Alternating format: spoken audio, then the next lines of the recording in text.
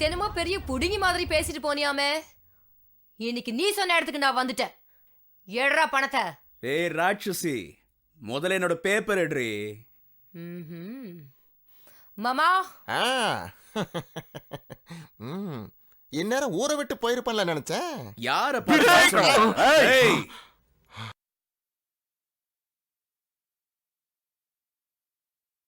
பத்திரம் சரியா இருக்கான்னு பாடுறா. என்னடா எல்லாம் சரியா இருக்கா? கரெக்டா இருக்குண்ணா. என்னைக்கொடி சண்டி ராணி அசல் 1 லட்சம் ரூபாய், அதுக்கு வட்டி 40,000 ரூபாய். வட்டிக்கு வட்டி இந்த வாங்கிக்க. ஸ்பீடு வட்டி, கந்து வட்டி. உன்னை அலைய விட்டதுக்கு மீட்டர் வட்டி 7,500. உனக்கு இருக்கிற மரியாதை 1,77,500.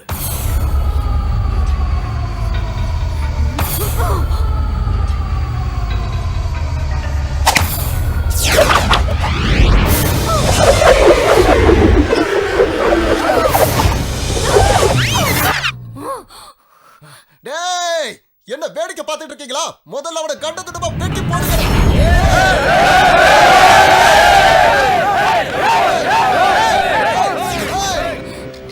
சண்டி குதிரை, உன்னோட அடியாட்களை நான் ஏற்கனவே பார்ட்டா கழட்டி பஞ்சர் ஓட்டினவன். இப்ப நீ ஏன் வலையில சிக்கி இருக்க. மரியாதையா நடந்துகிட்டா நீ இங்க இருந்து ஒழுங்கா போவ, இல்ல உன் போனத்தை தான் இவனுங்க தூக்கிட்டு போவானுங்க.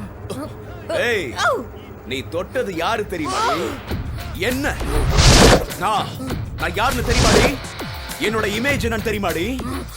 என்னுடைய பேக்ரவுண்ட் என்னன்னு தெரியுமா? என்ன பத்தி ஏதாவது ஒண்ணு உனக்கு தெரியுமா? ஏய், உன்ன மாதிரி பொறுக்கி பொறம்போக்கு கேடு கட்டவங்கள் எல்லாம் நான் இதே தெருவுல ஓட ஓட விரட்டி அடிச்சவன். இத்தனை நாள் நீ ஏழைகளோட கண்ணுல கண்ணீர் வர வச்ச. ஆனா இன்னைக்கு உன்னோட கண்ணுல ரத்த கண்ணீர். என்னது? ரத்த கண்ணீர் வழிய போகுது. ஏய், பணம் கொடுத்ததும் உன் கணக்க முடிச்சிருவேன் நினைச்சியா? நான் அவ்வளோ ஏமாளி கிடையாது. அதுக்கு வேற ஆளை பாரு. வட்டிக்கு வட்டி, ஸ்பீடு வட்டி, மீட்டர் வட்டி, இதெல்லாம் நான் இப்ப திருப்பி தரேன்டி. அது எல்லாத்தையும் கொண்டு போய் உங்க வீட்டுல குமிச்சு வை. ஏய், எங்க அக்காவை நீ இப்படிதானடி இழுத்துட்டு போன. இழுத்துக்கிட்டு போனாதாண்டி அந்த வலி என்னன்னு உனக்கு தெரியும். ஓடி ஓ.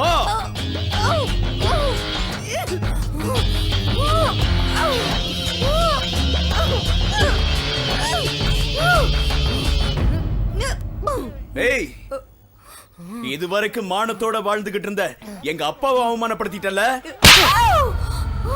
தெய்வமா மதிக்கிற எங்க அம்மாவை அழ வச்சிட்டியடி.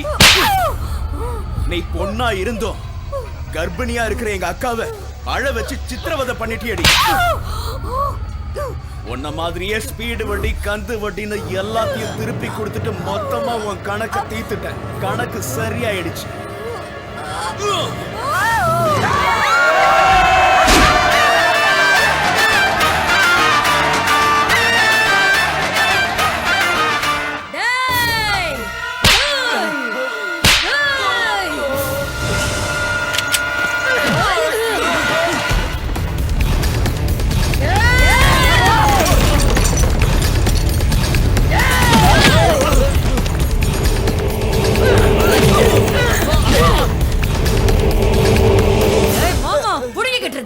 ஒரு போன் பண்ணிருந்தா நாங்க வந்திருக்க மாட்டோம்.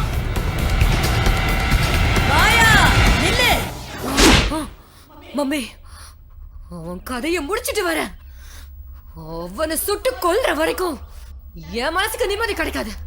இன்னைக்கு இவன் ஒருத்தன் நம்மளை எதிர்க்க ஆரம்பிச்சான்னா நாளைக்கு நாய் நரி எல்லாம் எதிர்க்க ஆரம்பிச்சிடும். விடாத சுட்டு தள்ளு. என்ன வந்தாலும் நான் பாத்துக்கிறேன். ஐயோ, ஏன் 2 பேரும் புரியாம பேசுறீங்க? பெண் புத்தி பின் புத்தின்னு சொல்றது சரிதான். நீங்க புசுக்குன்னு அந்த சங்கரை கொலை பண்ணிட்டீங்கன்னா போலீஸ்காரன் உங்களை சும்மா விட்டுருவானா? எவன்டா போலீஸ்? எப்பேற்பட்ட கேஸையும் இல்லாம நான் அழிச்சிருக்கேன். இவெல்லாம் ஒரு பிசாத்து. ஐயோ, கோவப்படாதீங்க. அவன் அக்காவை தூக்கிட்டு வந்து கட்டி போட்டதுக்கே நம்ம ஆளுங்களை எல்லாம் பந்தாண்டவன் அவன். நாம கொடுத்த காசை ஒரே நாள்ல மூஞ்சில தூக்கி எரிஞ்சிட்டான்ல. அவங்கிட்ட வச்சுக்காத. வேண்டாம், ஒரே நாள்ல பணத்தை புரட்டி இருக்க பாரு. அழுது நடிக்க இந்த ஏழைங்களுக்கு நாம சொல்லியா தரணும்? ராத்திரி கூட கடன் வாங்கிட்டு போனவங்க தானே. இருக்கலாம்க்கா, ஆனா எப்படியோ பணத்தை திருப்பி கொடுத்துட்டான்ல. நீயும் ஏதோ கணக்கு போட்டு பார்த்த எல்லாமே புஷ்ஷுன்னு போயிடுச்சுல. இங்க பாரு, அடிப்பட்ட ஆம்பளை மதம் பிடிச்ச யானை மாதிரி. இப்போ அவன்கிட்ட நம்ம போக கூடாது. அவன் குழம்பி போகணும். நாம அந்த அளவுக்கு குழப்பணும். நம்ம வீரத்தால இல்ல, புத்தியினால.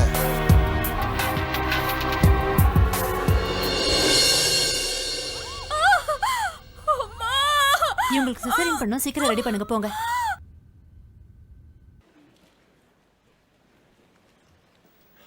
ஐம் சாரி, வயித்துல பலமா அடிபட்டதுனால என்னால காப்பாத்த முடியல. என் பொண்ணு ஆபரேஷன் பண்ணி குழந்தைய வெளியே எடுக்கலன்னா 2 உயிருக்குமே ஆபத்தா போயிருக்கும். இப்போ உங்க பொண்ணுக்கு ஒண்ணும் இல்ல, அவ நல்லா இருக்கா. இந்தாங்க, இந்த மெடிசன்ஸ் எல்லாம் போய் வாங்கிட்டு வாங்க. நான் மத்தியானம் வந்து பாக்குறேன். ஐயோ, இப்படி எல்லாம் ஆயிடுச்சு. டேய், நீங்க வைக்க போற நெருப்பு எல்லா வீட்டையும் சாம்பலாக்கணும்.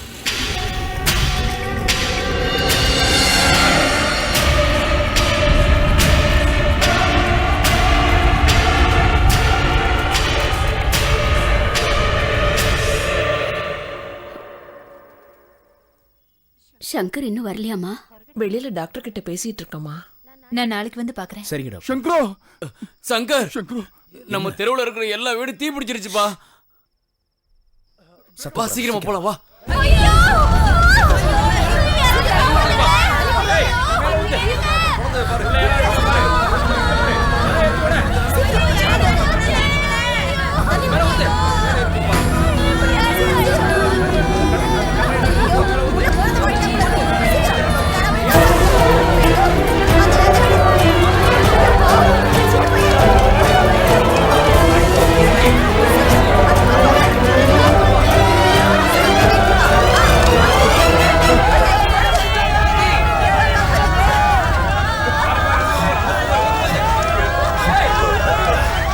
சார், நீங்க தான் சார் எங்களுக்கு ஏதாவது உதவி பண்ணணும்.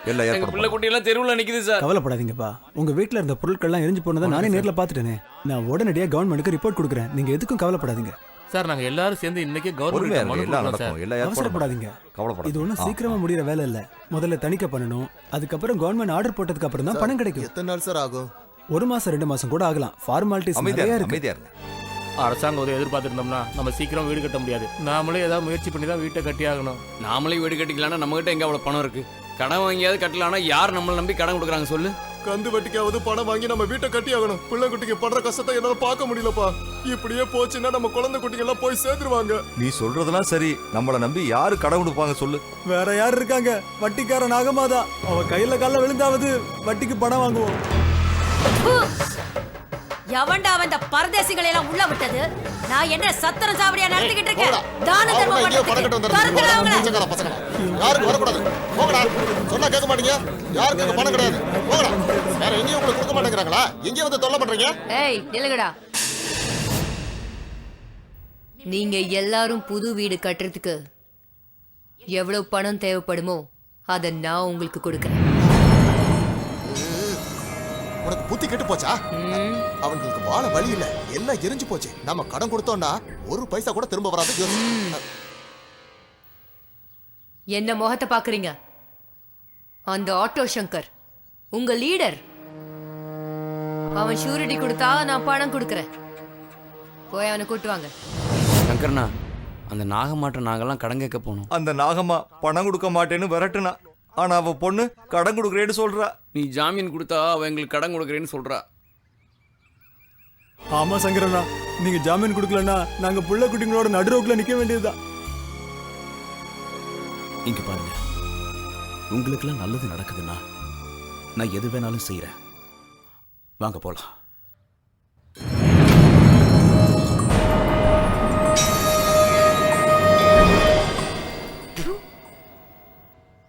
ஏய், அந்த சங்கர என்கிட்ட இழுத்துட்டு வாங்கடா.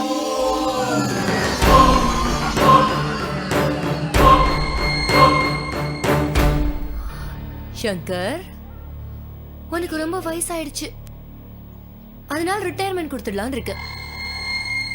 இனிமே என் ஷூவை சுத்தம் பண்றதுக்கு ஒரு புது நாயை அப்பாயிண்ட் பண்ணலான்னு இருக்கேன். அவனோட பேரும் சங்கர் தாண்டா செல்லம். யார் நீ? யார் மாமா இவ? ஓஹோ, அழகுல மன்மதன், ஆட்டோ ஓட்டுறதுல வல்லவன், வீர சூரன்னு சொன்னியே, கடைசியில இப்படி நொறுங்கி போன காயலாங்கட ஆட்டோ மாதிரி நிக்கிறானே மாமா. இப்ப என்னடா சொல்ற?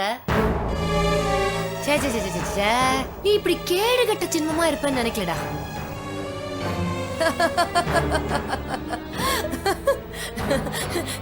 ஏன் மாமா? என்ன மாயமா? புலி மாதிரி பாஞ்சிட்டு இருந்தவன் இப்ப எலி மாதிரி ஆயிட்டானே. அன்னைக்கு என்ன சொன்ன? உயிர் போனாலும் என் முன்னாடி கை நீட்ட மாட்டேன்னு சொன்னல.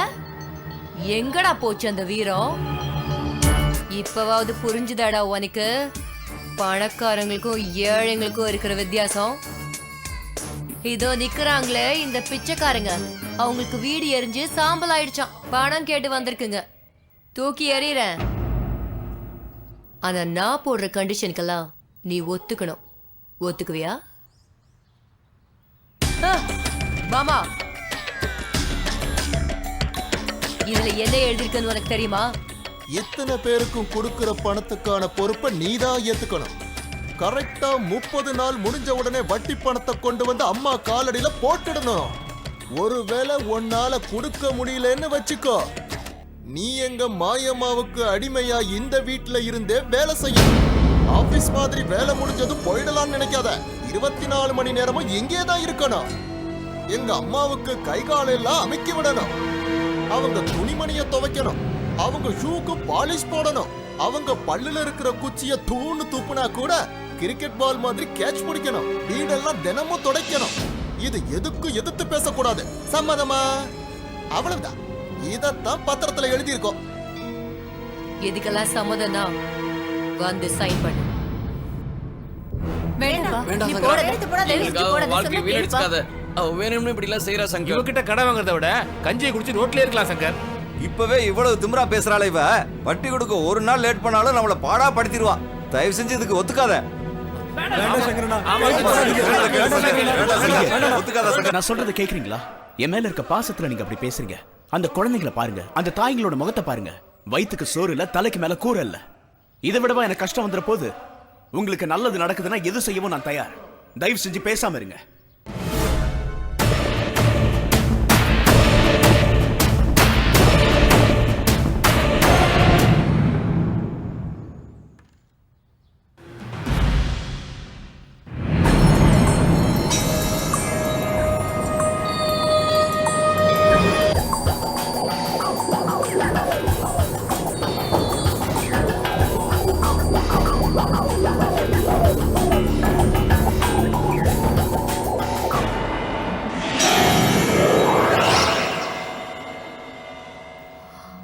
மாமா, இந்தா, இதுல 30 லட்சம் ரூபாய் இருக்கு.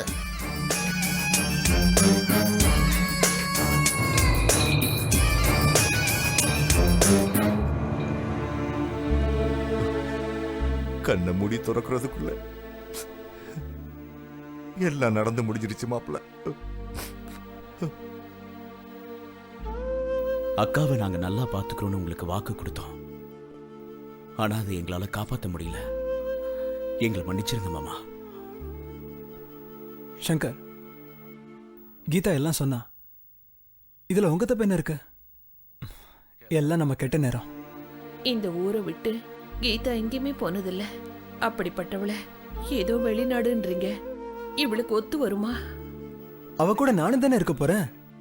அத்தை, நீங்க எதுக்கும் கவலைப்படாதீங்க. கீதா இங்கேயே இருந்தா அந்த பழைய சம்பவம் அவளுக்கு அடிக்கடி ஞாபகம் வந்துகிட்டே இருக்கும்.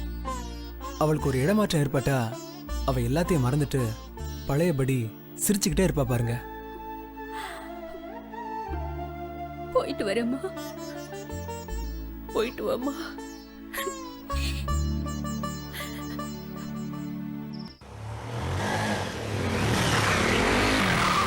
சங்கர், இன்னையோட உன் டேட் முடிஞ்சிருச்சா? அக்கா கூப்பிடுறாங்க, வா.